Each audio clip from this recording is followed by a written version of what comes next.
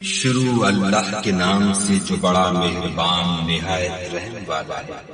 اے محمد صلی اللہ علیہ وآلہ وسلم، جو کپڑا لپیٹے پڑے ہو اٹھو اور ہدایت کر دو، اور اپنے پروردگار کی بڑائی کر دو، اور اپنے کپڑوں کو پاک رکھو اور ناپاکی سے دور رہو، اور اس نیت سے احسان نہ کرو کہ اس سے زیادہ کے طالب، اور اپنے پروردگار کے لیے صبر کرو۔ جب سور پھونکا جائے گا وہ دن مشکل کا دن ہوگا، یعنی کافروں پر آسان نہ ہوگا۔ ہمیں اس شخص سے سمجھ لینے دو جس کو ہم نے اکیلا پیدا کیا اور مال کثیر دیا، اور ہر وقت اس کے پاس حاضر رہنے والے بیٹے دیے، اور ہر طرح کے سامان میں وسعت دی۔ ابھی خواہش رکھتا ہے کہ اور زیادہ دے، ایسا ہرگز نہیں ہوگا۔ یہ ہماری آیتوں کا دشمن رہا ہے، ہم اسے صعود پر چڑھائیں گے۔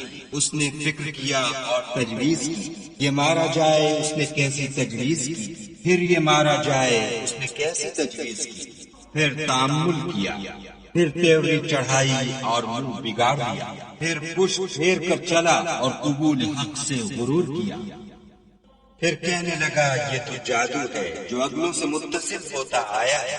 پھر بولا یہ خدا کا کلام نہیں بلکہ بشر کا کلام ہے، ہم ان قریب اس کو سقر میں داخل کریں گے۔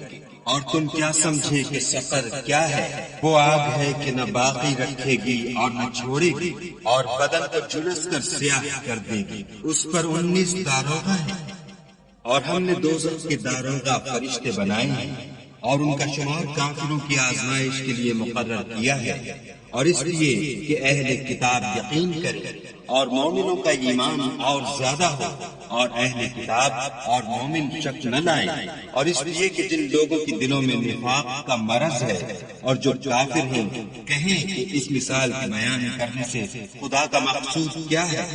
اسی طرح خدا جس کو چاہتا ہے گمراہ کرتا ہے اور جس کو چاہتا ہے ہدایت دیتا ہے، اور تمہارے پروردگار کے لشکروں کو اس کے سوا کوئی نہیں جانتا، اور یہ تو بنی آدم کے لیے نصیحت ہے۔